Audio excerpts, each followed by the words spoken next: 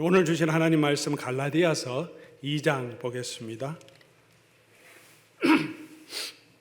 갈라디아서 2장 15절에서 21절까지 말씀 신약성경, 제가 가지고 있는 성경으로는 304페이지로 나와 있습니다. 갈라디아서 2장 15절부터 21절까지 말씀입니다. 우리 찾으실 수 있는 분은 찾으셔서 우리 하나님 말씀 성경을 통해서 함께 보시기 바랍니다. 우리 하나님 말씀 제가 찾으신 줄 알고 받들어 읽겠습니다. 우리는 본래 유대인이요 이방 죄인이 아니로되 사람이 의롭게 되는 것은 율법의 행위로 말미암음이 아니요 죄송합니다. 오직 예수 그리스도를 믿음으로 말미암는 줄 알므로 우리도 그리스도 예수를 믿나니 이는 우리가 율법의 행위로서가 아니고 그리스도를 믿음으로써 의롭다 함을 얻으려 함이라. 율법의 행위로서는 의롭다 함을 얻을 육체가 없느니라. 만일 우리가 그리스도 안에서 의롭게 되려 하다가 죄인으로 드러나면 그리스도께서 죄를 짓게 하는 자냐? 결코 그럴 수 없느니라. 만일 내가 헐었던 것을 다시 세우면 내가 나를 범법한 자로 만드는 것이라. 내가 율법으로 말미암아 율법에 대하여 죽었나니 이는 하나님에 대하여 살려 함이라. 내가 그리스도와 함께 십자가에 못 박혔나니 그런즉 이제는 내가 사는 것이 아니요 오직 내 안에 그리스도께서 사시는 것이라. 이제 내가 육체 가운데 사는 것은 나를 사랑하사 나를 위하여 자기 자신을 버리신 하나님의 아들을 믿는 믿음 안에서 사는 것이라. 내가 하나님의 은혜를 배하지 아니하노니 만일 어렵게 되는 것이 율법으로 말미암으면 그리스도께서 헛되이 죽으셨느니라. 아멘. 죄송합니다.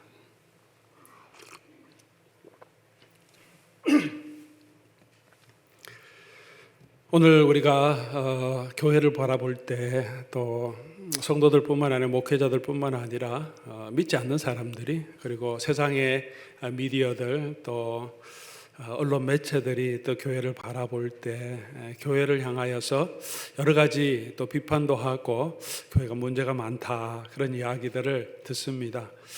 교회가 위기라는 이야기도 많이 합니다. 그 중에 한 가지는 교회가 복음대로 살지 못한다. 예수 그리스도의 복음대로 살지 못한다. 복음은 전하는데 복음대로 살지 못하는 것이 문제라고 말할 때가 많습니다. 이런 상황에서 우리가 조금 더 한번 생각해 보아야 할 질문은 정말 우리가 복음은 제대로 알고 있는가? 복음은 제대로 알고 있는데 살지 못하는 게 문제인가? 아니면 우리가 복음이라고 믿고 있는 그 복음을 우리는 피상적으로 알고 있지 않는가? 때로는 변질된 복음을 또는 가짜 짝퉁 복음을 그것을 복음이라고 생각하고 전하고 우리가 붙들고 살고 있지는 않은가? 그래서 우리의 삶에 정말 복음대로 사는 삶이 나타나지 못하는 것은 아닌가? 이 부분도 한번 생각해 볼 필요가 있다고 보입니다. 오늘 본문은 사도 바울이 그리스도께서 주신 복음, 그리스도의 계시로 받은 복음, 그리고 야고보, 요한 또 베드로가 인정했던 그 복음, 그가 생명처럼 사랑했던 그 복음을 우리에게 소개하고 있습니다. 갈라디아서는 거짓되고 변질된 복음에 대항해서 교회를 흔들고 요롱하는 그런 거짓 교사에 대항해서 사도 바울이 간절한 마음으로 복음을 다시 우리 교회에 선포하는 내용이고, 갈라디아서 전체 사도 바울의 복음의 핵심이 오늘 우리가 읽었던 2장 15절에서 21절까지 요약되어 있습니다. 물론 풀어서 3장, 4장, 5장에 계속 설명하지만 핵심, 논지라고 할 수 있는 것은 바로 이곳에 요약되어 있습니다. 특별히 사도 바울의 복음을 한마디로 요약하면 오직 예수 그리스도를 믿음으로만 의롭게 된다. 오직 예수 그리스도를 믿음으로만 의롭게 되고 그 믿음 안에서 살아야 한다. 이게 사도 바울이 전하는 복음을 한마디로 요약하면 핵심입니다. 그걸 16절에서 얘기하고 있고 21절까지 쭉 풀어서 설명하고 있습니다. 오늘 본문을 통하여서 우리가 복음, 사도 바울의 복음을 조금 더 깊이 이해하고 우리가 그 복음을 붙들고 살아가겠다고 하는 그런 결심까지 성령께서 우리 말씀 가운데 저와 여러분에게 주실 수 있기를 간절히 바랍니다. 오늘 이 사도 바울이 전한 복음, 본문 내용을 조금 더 우리가 이해하기 쉽게 몇 가지 질문들을 가지고 제가 여러분께 설명을 드리도록 하겠습니다. 먼저 우리가 한번 살펴보아야 할 단어의 중요한 그 신학적인 뜻이 함축된 단어는 의롭게 된다는 뜻입니다. 우리 많이 들었지만 오늘 다시 한번 이 문제를 가지고도 길게 설명할 수 있지만 아주 요약해서 의롭게 된다는 게 무슨 뜻인가 우리가 좀 이해할 필요가 있습니다. 의롭게 되었다는 것은 사람이 하나님께 범죄한 모든 죄가 이제 사함을 얻었다 하는 법적인 선언을 우리가 얻은 것입니다. 그런 법적인 지위를 회복한 것입니다. 할 때 그 전제가 뭐겠습니까? 우리가 의롭다함을 얻었다, 칭의를 얻었다 할 때 그 전제는 우리가 의롭지 못하다는 전제를 가지고 있습니다. 성경은 그렇게 모든 인류가 하나님 앞에서 범죄함으로 하나님의 영광에 이를 수 없는 존재, 그런 상태로 있다, 그런 영적인 상태에 있다는 것을 말합니다. 그런 상태에 있는 사람들이 이제 죄의 영향 아래서 마음이 부패해지고 또 하나님을 두기를 싫어하죠. 그리고 그 마음속에 부패된 마음에서 악한 생각이 나오고 악한 일들을 하게 됩니다. 오늘 이 세상을 우리가 바라보면 우리 사람이 가지고 있는 존엄성도 있지만 여전히 전쟁이 있고 다툼이 있고 미움시기, 질투, 욕심이 있고 그런 인간의 갈등으로 이 사회가 계속 스트러글하고 있습니다. 혼란 가운데 있습니다. 부패한 사람 마음 가운데 나오는 거고, 그리고 모든 인류가 영원하게 살지 못하고 모두가 죽음으로 갈 수밖에 없는 의미요. 그 원인을 하나님으로부터 끊어진 죄 가운데 있는 인간의 모습이라고 성경은 우리에게 진단해 주고 있습니다. 의롭게 된다는 것을 표현할 때 갈라디아서 3장 13절에는 그리스도께서 우리를 위하여 저주를 받은 자 되어서 율법의 저주에서 우리를 속량하셨으니 기록된 바 나무에 달린 자마다 저주 아래 있는 자라 하였다. 율법의 저주에서, 죄에서 속량하셨다. 이 법적인 단어죠. 죄가 있는데 그 죄를 책임을 이제 사해 주셨다는 거죠. 갈라디아서 1장 4절에도 우리 죄를 대속하기 위하여, 대신 갚아주기 위하여, 죄 있는 사람이 법정에 끌려왔으면 재판장이 이제 법을 심판하지 않습니까? 그럴 때 그 죄의 값을 다 지불하면, 벌금을 다 내면 이제 죄가 사해졌다 하고 자유롭게 보냅니다. 그 죄의 책임을 다 갚지 못하면, 돈으로 갚지 못하면 징역을 보내기도 하죠. 1년, 2년, 3년. 아니면 그 스스로 갚지 못하면 다른 사람이 대신 그 벌금을 내주면 이 사람은 그대로 나쁜 사람이고 범죄했지만 죄의 값을 받았기 때문에 이 사람을 내어주죠. 이 사람을 자유하게 해줍니다. 무죄. 그래갖고 선언하고 보내주는 게 법정에서 선포하는 용어라는 거죠. 우리는 여전히 하나님 앞에 우리가 죄가 없이 정말 도덕적으로, 인격적으로, 성품적으로 의롭게 되어서 의롭다함을 얻었다 이런 게 아니라 법정적에서 하나님의 심판대 앞에서 우리의 죄가 다 용서함을 얻었다고 선포해 주는 그 지위를 허락해 주시는 거는 은혜죠. 우리 하나님 앞에 선 그 사람들에게 하나님이 그렇게 법적으로 의롭다는 지위를 주셨다는 것입니다. 동시에 이렇게 의롭다 했다는 것은 그렇게 선포해 주셨기 때문에 이제는 우리가 하나님과의 관계가 회복되었다는 의미를 내포하고 있습니다. 죄인인 인간이 죄 때문에 하나님과의 관계가 끊어졌습니다. 그것을 가장 잘 보여주는 것이 아담이 범죄하고 난 다음에 한 행동입니다. 이 사건을 통해서 인간이 하나님 앞에 범죄할 때 어떻게 행동하느냐를 보여줍니다. 왜 어떤 관계가 끊어졌는가? 하나님이 아담을 창조하실 때 너무나 아름다운, 하나님 보시기에 심히 좋은 하나님의 형상을 닮은 자였고 하나님이 가지고 있는 모든 권세를 아담 하와에게 주셨습니다. 아담 하와는 그렇게 하나님 앞에서 하나님의 영광을 가진 자로 존귀하게 서 있었는데 죄를 범하니까 어떻게 됩니까? 동일하게 어제 오신 하나님은 너무나 좋은 하나님이었는데 속에 죄가 있으니까 찾아오신 하나님이 두려워집니다.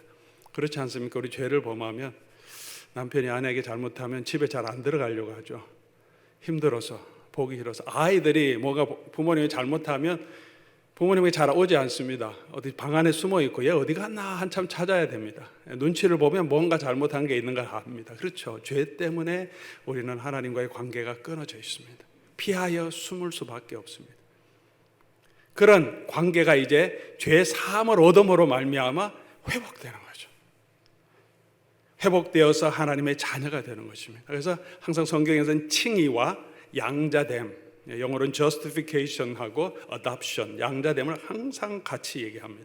칭의를 얻었다는 것은 다시 하나님의 자녀의 지위를 회복했다는 거죠. 하나님과의 관계가 회복되었음을 우리에게 의미합니다. 자, 의롭게 되었다는 것은 법정적으로도 우리가 법적으로 하나님 앞에 더 이상 우리의 죄의 책임을 우리에게 묻지 않겠다. 하나님께서 공적으로 선언한 것입니다. 사면해 주시는 거죠. 그 다음에 그렇게 놔둔 것이 아니라 그러고 이제 잘하나 보자 이런 게 아니라 하나님이 우리를 아들로 다시 받아주셔서 언약의 관계 안에서도 우리가 이제는 하나님과 친밀한 관계로 탕자를 하나님 받아주듯이 아들을 받아주듯이 탕자의 아버지가 저희를 하나님의 자녀로 받아주신 겁니다. 갈라디아서 4장 5절에도 5절에서 7절까지 이 부분을 설명하고 있죠. 율법 아래에 있던 자를 속량하시고, 속량이라는 단어를 쓰시죠. 그 다음에 바로 아들의 명분을 주셨다. 속량하셔서 아들의 명분을 주셨습니다. 명분만 준 게 아니라 6절에 가면 이제 너희가 아들이므로 하나님이 그 아들의 영을 우리 마음 가운데 보내사 아빠 아버지라 부를 수 있게 해주셨다. 다시 하나님께 아빠 아버지 부르면 하나님이 그래 내 사랑하는 아들이라 이렇게 받아주죠. 친밀한 관계를 회복시켜 주시고, 그것만이 아니라 7절 가서 보면 유업도 주신다는 거죠. 법적인 상속자로 그렇게 받아만 주고 나중에 기업을 줄 때는 이 친구는 옛날에 나한테 너 범죄했지 그러면서 조금 주는 게 아니라 완전하게 법적인 지위만이 아니라 유업을 이을 상속자로 하나님이 세워주신다. 의롭게 되었다는 것에 이런 의미가 있습니다. 다시 말하면 하나님께서 성경에 그 백성을 향하여 약속해 주셨던 언약의 약속의 축복이 있습니다. 내가 내 하나님이 되어주겠다. 너는 내 백성이다. 내가 너의 아버지다. 내가 아브라함에게도 약속해 주셨고 이삭, 야곱에게도 약속해 주셨다. 내가 어디로 가든지 내가 너와 함께 하겠다. 내가 너를 앞서가고 뒤에서 가고 위에서 보호해 주겠다. 너를 대적하는 자를 내가 대적해 주겠다. 너에게 생명을 주겠다. 너를 눈동자같이 지켜주겠다. 너는 나의 영광이 되게 해주겠다. 내가 세상의 빛이 되게 해주겠다. 영원한 생명을 주겠다. 하나님의 영광의 나라로 들어가서 그곳에서 영원토록 살게 해주겠다. 이 약속의 은혜를 받은 자가 되었다는 거예요. 의롭게 되었다는 것은 그런 놀라운 축복을 포함하고 있습니다. 자, 그러면 이제 두 번째 우리 생각해 볼 것은 이 부분에 있어서는 사도 바울과 당시의 바리새인들 그리고 이 갈라디아 교회에 들어왔던 거짓 교사들과 큰 의견 차이가 없습니다. 중요한 차이는 이 두 번째 거죠. 그러면 어떻게 이런 하나님의 의롭다 하심을 우리가 얻고, 쉽게 우리가 표현한 대로 우리가 어떻게 하나님의 구원을 얻고 영생하느냐 하는 것입니다. 사도 바울의 주장이죠. 바울의 핵심은 뭐냐 하면 인간은 먼저 스스로 율법으로 온전케 될 수 없다. 율법을 온전히 지킬 수 없는 사람이라는 것입니다. 하나님 앞에서 의로우려면 어떻게 하면 됐습니까? 제일 쉬운 방법은 죄를 안 지으면 되죠. 하나님 말씀대로 다 순종하면 의로운 사람이 되는 거예요. 하나님 관계가 전혀 깨지지 않습니다. 아담이 하나님 말씀을 잘 지켰으면 하나님과 이 의로운 관계, 하나님 앞에서 의로운 자로 서는 당연히 의로운 자로 서는 거죠. 근데 문제는 우리가 그 하나님의 뜻, 하나님의 율법을 다 지킬 수 없고 그럴 수 있는 육체가 아무도 없다는 거예요. 가장 좋은 예가 구약 성경입니다. 이스라엘의 언약의 백성이라고 하는 이스라엘의 역사가 전체적으로 우리에게 보여주는 내용입니다. 하나님의 그 축복을 받은 너희가 그 백성임에도 불구하고 죄에 떨어져서 하나님의 심판을 받아 멸망할 수밖에 없는 존재라는 것을 우리에게 보여주는 게 구약의 이스라엘 역사예요. 하나님께서 아브라함을 불러서 그 놀라운 은혜를 주시고 그 약속대로 애굽에서 종로로 다른 자들을 하나님의 능력의 손으로 구원해 주시고 홍해를 건너게 하시고 광야 40년 동안 지켜주시고 약속의 땅에 들어가게 하셨는데 들어가서 어떻게 합니까? 잠시 하나님을 지키다가 여호수아 그 세대가 죽어가니까 어떻게 합니까? 자기 소견에 옳은 대로 하기 시작합니다.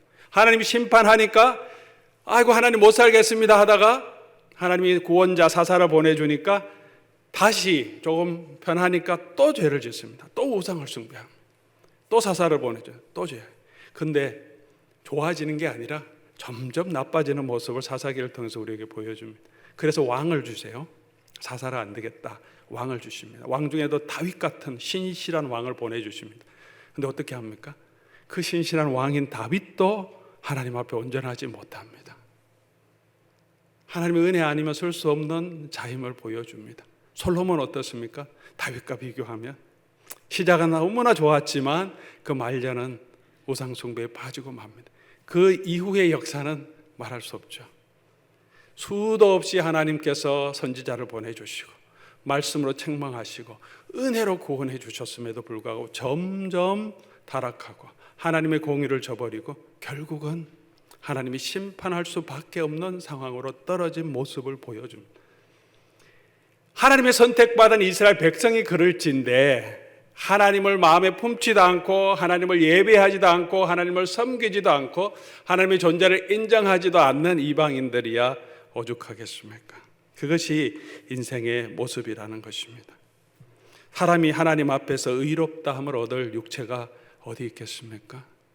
우리 요즘 정치적인 이 상황을 미국이나 한국이나 이렇게 공직이나 선거에 나가는 사람들을 청문회 할 때가 있죠. 임명할 때도 청문회 하고 임명직이 아니고 선출직이면 이제 서로 막 검증을 하죠. 상대방에서. 그렇게 할 때 우리가 몰랐던 여러 가지 치부들이 많이 드러납니다. 그런 걸 드러내서 자기 상대 진영에 도움이 되려고 하니까요. 너무나 겉으로는 너무나 도덕적이고 좋은 사람인 줄 알았는데 치부를 찾아서 탈탈 턴다 그러죠. 털어보면 비난받을 일이 없는 사람이 없다는 거죠. 너무 세게 공격하면 결국은 자기가 그 공격으로 당하는 모습도 보게 되죠. 사람의 모습이 그렇습니다. 저와 여러분을 한번 탈탈 털어보면 했던 모든 일, 태도 그걸 좋게 봐주지 않고 그냥 깐깐하게 한 사람 한 사람 점검해 가면 사람 앞에도 떳떳하게 설 자가 없어요. 그래서 그걸 보고 있지 않습니까? 누가 어떤 사람이 그렇게 탈탈 모든 것을 다 조사해서 가족관계까지 다 조사해서 털어서 정말 깨끗한 사람이 어디 있겠습니까? 하물며 하나님 앞에서 하나님이 우리를 바라보실 때 거룩하신 하나님 바라보실 때 하나님 내가 이 정도 했으니까 괜찮지 않습니까? 할 육체가 어디에 있겠습니까? 두 번째 더 중요한 것은 예수 그리스도를 믿는 사람도 이 하나님 앞에서 율법을 행함으로 의롭다 할 수 없다는 것이죠. 17절 상반절에 사도 바울이 이런 이야기를 합니다. 우리가 그리스도 안에서 의롭게 되려 하다가 죄인으로 드러나면 그리스도께서 죄를 짓는 자냐 결코 그럴 수 없느니라.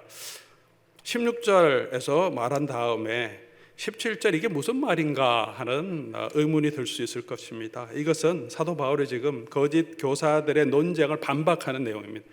거짓 교사들이 한 건 뭐냐 하면 그들은 예수를 안 믿는 유대인이 아니고 예수를 믿는 사람이었습니다. 믿으면서도 할례를 행해야 된다는 거죠. 율법을 행해야 완전하게 하나님의 언약의 자손이 되고 의롭게 된다고 주장했습니다. 그들이 그렇게 주장한 이유 핵심은 우리가 이제 메시아를 받으면 성령을 받지 않습니까? 구약의 약속이기 때문에 그들도 성령을 받았어요.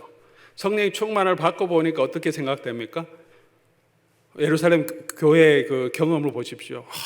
얼마나 사랑하고 섬기고 물건 다 나눠주고 성령이 들어오시면 우리가 이제는 바리새인 시대에 하지 못했던 것, 성령의 능력으로 율법을 온전하게 지킬 수 있다. 온전하진 않더라도 적어도 바리새인들보다는 더 잘 지킬 수 있고 하나님 앞에 의롭다함을 얻을 수 있다.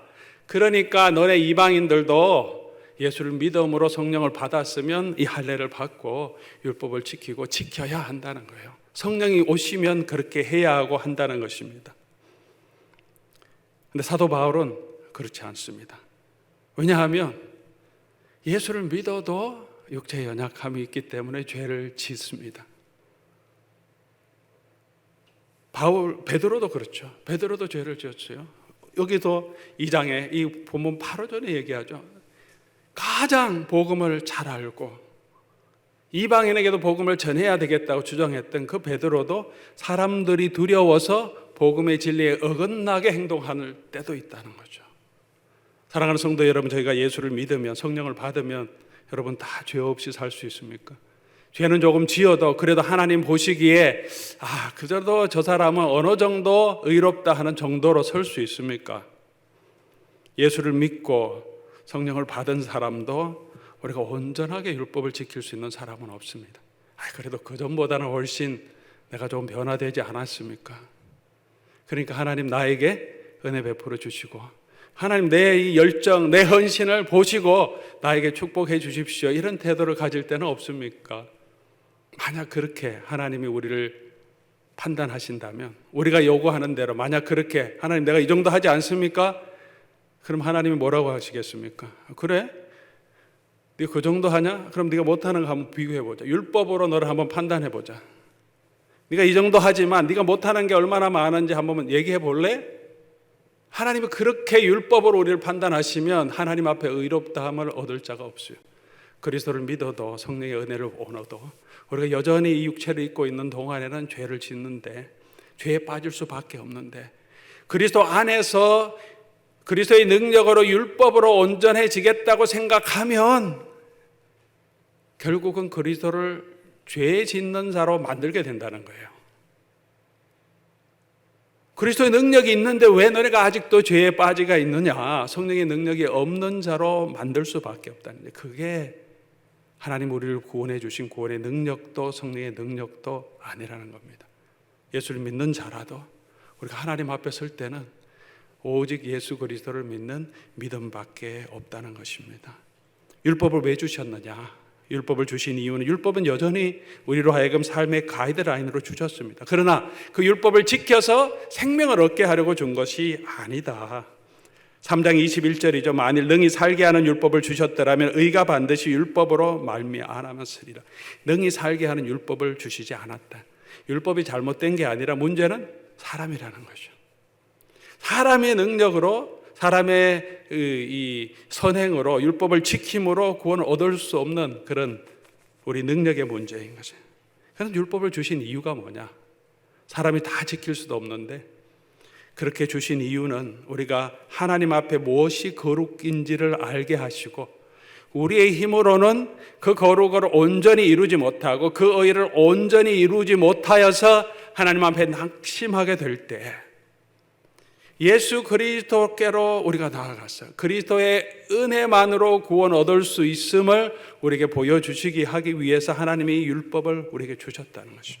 22절이죠. 성경이 모든 것을 죄 아래 가두었는데 그래서 어떻게 해요?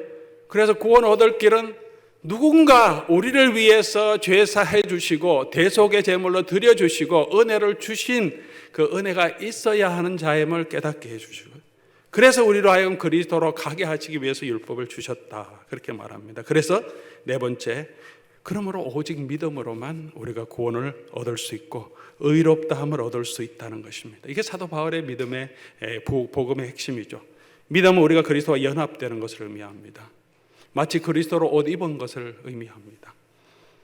우리의 더러운 죄의 모습 여전히 있지만 그리스도의 십자가의 은혜로 옷 입은 것처럼 제가 안에 뭐 입고 있는지 여러분 모르시지 않습니까? 이 가운을 입고 있기 때문에 뭐 이제 가운만 보입니다. 하나님 우리를 보실 때 이제는 그리스도의 의로 우리를 덮어주셔서 우리 속에 있는 죄, 우리 속에 있는 탐욕, 우리 속에 있는 모든 이기심 그런 것들을 보지 않고 그리스도의 의를 보심으로 우리를 하나님의 자녀로 받아주시는 거죠. 그럼 우리가 의지해야 할 것은 오직 예수 그리스도의 보혈의 은혜밖에 없다는 것입니다. 그러므로 누구든지, 그래서 사도 바울이 이걸 주장하죠. 누구든지 동등하게 하나님께로 나아갈 수 있습니다. 유대인이라고 특별하게 하나님의 선민의 길이 있는 것이 아니고, 이방인이기 때문에 더 무엇을 해야 되는 것도 아니고, 누구나 예수 그리스도를 믿음으로, 남자나 여자나 할례자나 무할례자나 부자나 가난한 자나 종이나 자유자나 오직 예수 그리스도의 은혜로만 설 수 있다는 것입니다. 하나님 앞에 섰을 때 내 열심으로, 내 수고로 하나님 앞에 뭔가 내가 이 정도 했습니다 자랑할 수 있는 것 아무것도 없다는 거죠. 이 정도 했기 때문에 하나님 나는 다른 사람보다 좋습니다. 이 정도 했으니까 하나님 나에게 더 축복해 주시고, 이 정도 했으니까 나는 구원의 은혜를 누릴 수 있는 사람입니다 자랑할 수 있는 것도 아무것도 없다는 거죠. 우리가 하나님 앞에 섰을 때는 오직 예수 그리스도의 은혜밖에는 없다는 거죠. 그럼 우리가 죄를 지어도 되냐? 그렇지 않아요.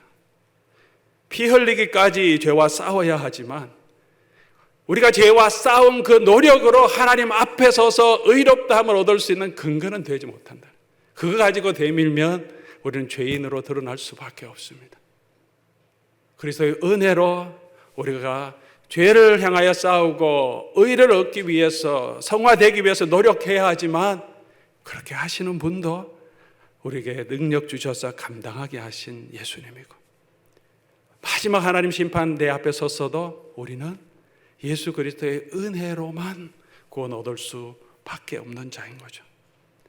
저와 여러분, 하나님 우리 천국 문 앞에 섰을 때 하나님 우리에게 내가 왜 너를 천국으로 넣어줘야 되겠냐 말할 때, 우리가 말할 수 있는 것은 단 하나밖에 없다는 거죠. 부족하지만 나 예수 그리스도의 은혜를, 예수 그리스도를 믿습니다. 사랑하는 교우 여러분, 하나님께서는 우리가 예수를 믿는 이 믿음이면, 그것이면 우리가 행한 모든 죄를 다 용서해 주시고 기억지 않으신다고 하셨습니다. 그런 지위를 주셨고, 그렇게 생각하시고 우리를 받아주신다고 하셨습니다. 우리의 연약함, 부족함이 있을지라도 그대로 주님 은혜 의지하고 나오라고 하십니다. Come to me, 나게 오라. 그러면 내가 너희를 쉬게 하겠다. 돌아온 탕자를 아버지가 탓하지 않고 그대로 받아주시고 아들의 지위를 회복시켜 줍니다. 그 믿음으로 오늘도 우리가 아무리 연약하고 부족하고 때로 하나님 앞에 면목이 없어 나오기 힘들 때라도 그리스도를 믿는 믿음으로 은혜 구하고 나오면 하나님은 저와 여러분을 의롭다 하시고 우리 하나님의 아빠 아버지가 되어주신다는 것입니다. 이 예수 그리스도를 믿는 믿음이면 오직 이 믿음만으로 우리가 구원을 얻을 수 있고 의롭다함을 얻을 수 있고 또 이 믿음이면 충분하다는 것입니다. 사랑하는 교회 여러분, 그것을 믿으십니까? 뭔가 혹시 부족한 것 같아서 나의 의로 하나님 앞에 의롭다, 사람 앞에 의롭다 내세우려고 오늘 우리는 애써 노력하지 않습니까? 갈라디아 3장 21절 말합니다. 내가 하나님의 은혜를 패하지 아니하노니 만일 의롭게 되는 것이 율법으로 말미암으면 우리의 노력으로 하나님 앞에 뭔가 의롭다함을 받을 근거로 제시하면 그리스도께서 헛되이 죽으셨다. 그리스도의 십자가의 원수로 사는 거다. 그래서 사도 바울이 이토록 예수를 믿는 자, 그리고 예수를 믿으면서 율법 지키며 경건하게 살아야 한다고 주장하는 이 사람들은 거짓 복음이다. 오직 예수 그리스도의 은혜만 붙들고 걸어가자. 그것이 그리스도께서 주신 복음, 그것이면 충분하다고, 그것밖에 없다고 얘기하고 있습니다. 우리 사랑하는 교회 여러분, 그것이면 충분합니까? 그것이면 우리는 충분합니까? 그렇다면 마지막으로 생각해 볼 주제는, 그렇다면 예수를 믿는다는 건 뭐냐? 예수를 믿는다는 것은 예수 믿습니다 하고 말로만 하는 게 아니죠. 예수를 믿는다는 것은 2장 20절 얘기하죠. 내가 그리스도와 함께 십자가에 못 박혔나니 이제는 내가 사는 것이 아니라 내가 그리스도 안에서 사는 거다. 이거를 믿는 겁니다. 예수를 믿는다고 하는 것은 예수님이 십자가에 돌아가신 그 십자가의 고난의 저주가 나 때문인 것을 내가 믿는 거죠. 그것을 인정하는 것입니다. 그리고 그리스도의 살아심을, 그리스도가 부활하신 그 부활이 나의 부활이 되고 앞으로 나를 부활해 주실 것을 믿는 것입니다. 믿는다는 것은 내가 아무것도 안 해도 된다, 그런 것은 아니에요. 내가 하는 것을 내 의의 근거로 삼지 않는 것이고, 그러나 믿는 것은 나의 전부를 하나님 앞에 내어놓는 것이죠. 내가 그렇게 생각되지 않지만 성경이 말하는 그 예수 그리스도의 은혜가 내 것인 줄 알고, 하나님 앞에서 내가 얼마나 죄인인지 하나님이 성경에 말씀하신 대로 내가 인정하고, 예수 그리스도께서 십자가의 보혈로 나의 모든 죄를 용서해 주셨음을 내가 받아들이는 거예요. 그 은혜로 내가 구원 얻었음을 내가 인정하는 거예요. 그러니까 회개하고 믿는 거죠. 회개하지 않으면 믿을 수가 없습니다. 우리가 해야 할 수 있는 것 아무것도 없지만, 그럼에도 불구하고 우리 전부를 하나님 앞에 드리는 것이 또한 믿는 것입니다. 사도 바울은 그래서 나는 날마다 죽는다라고 고백합니다. 예수를 믿는 것은 단순히 믿는다고 고백하고 구원을 얻은 것으로 끝나는 것이 아니라 20절 마지막을 보면 계속해서 믿음으로 사는 것이라고 말합니다. 이제 내가 육체 가운데 사는 것은 나를 사랑하사 나를 위하여 자기 자신을 버리신 하나님의 아들을 믿는 믿음 안에서 사는 거다. 처음 예수를 믿음으로 예수 그리스도를 믿게 되었으면 믿음의 시작인 거죠. 그리고 우리는 그 믿음 안에 거해야 합니다. 예수 그리스도를 영접할 때 그리스도와 연합된 것이죠. 그리고 우리는 계속 그 그리스도 안에, 그리스도의 몸된 교회 안에, 은혜 아래 있어야 합니다. 그 안에 있을 수 있는 방법은 우리 노력이 아니고 계속해서 우리가 예수 그리스도를 믿는 믿음입니다. 나는 죽고 그리스도로 사는 삶. 사랑하는 성도 여러분, 오늘 저와 여러분은 여전히 나는 죽고 그리스도로 살아가는 이 믿음 안에 살아가고 있습니까? 그러므로 믿음으로 사는 것은 십자가를 자랑하고 십자가의 흔적이 있는 삶입니다. 6장 14절로 넘어가서 보면 사도 바울이 말합니다. 우리 주 예수 그리스도의 십자가 외에 내가 자랑할 것이 없다. 바울 서신 전체 또 사도행전을 보면 그렇습니다. 바울은 예수 그리스도의 십자가만 자랑했습니다. 내가 사는 것도 그리스도고 죽는 것도 유익하다. 오직 내가 선포하는 것은 Christ crucified, 십자가에 달려 돌아가신 예수 그리스도밖에 없다. 왜? 예수님이 하나님의 능력이고 하나님의 지혜 되시기 때문에. 예수 그리스도만이 죄 가운데 있는 우리를 하나님의 의로운 자녀로 회복시켜 주실 수 있기 때문에 사도 바울은 처음부터 끝까지 이 예수 그리스도를 선포하고 예수 그리스도 안에 발견된 자로 설기 위해서 노력했습니다. 그의 믿음도 그 안에 역사하신 하나님의 은혜임을 그는 고백합니다. 그리고 믿음 안에 사는 것은 예수님의 흔적을 가진 삶이라고 말합니다. 갈라디아서 6장 17절에 이렇게 얘기합니다. 누구든지 나를 괴롭게 하지 말라. 내 몸에 예수의 흔적을 가졌다. 사도 바울의 몸에는 엄청나게 많은 흉터, 얼굴에도 흉터가 있었을 것이 분명합니다. 고문의 후유증도 있지만 사도 바울이 얼마나 많은 매를 맞았습니까? 채찍에 맞았습니까? 돌에 맞았습니까? 아마도 지금 저와 여러분이 사도 바울의 얼굴을 직접 본다면 얼굴이 온통 상처투성이고 옷을 벗으면 등에 채찍 자국, 흉터, 돌에 맞아서 다시 나은 상처로 가득했을 것입니다. 사도 바울의 육체의 가시는 저 개인적인 생각이지만 이런 수도 없는 고난으로 인한 고문의 후유증이 있듯이 그런 데서 나타난 질병이 아닐까 그렇게 생각합니다. 사도 바울은 그걸 부끄럽게 여기지 아니하고 그리스도의 흔적이라고 말하지 않았을까. 예수 그리스도 때문에 당하는 고난을 자랑했고 내 속에 그것이 있다. 자기가 연약하지만 자기가 나타난 것이 아니라 자기 안에 역사하는 그리스도가 나타남으로 사도 바울은 이 은혜가 내게 족하다 그렇게 고백하며 살았습니다. 사랑하는 교우 여러분, 우리는 신앙생활, 믿음 생활할 때 여러분 무엇 붙들고 살아가고 있습니까? 여러분 요즘 무엇을 자랑하며 살고 계십니까? 무엇을 소망하며 걸어가고 있습니까? 예수 그리스도가 계신데, 예수 그리스도가 계심에도 불구하고 우리는 왜 이토록 아무것도 없는 것처럼 마음이 낙심하고 힘들어하고 있습니까? 오늘 나의 자랑은 무엇입니까?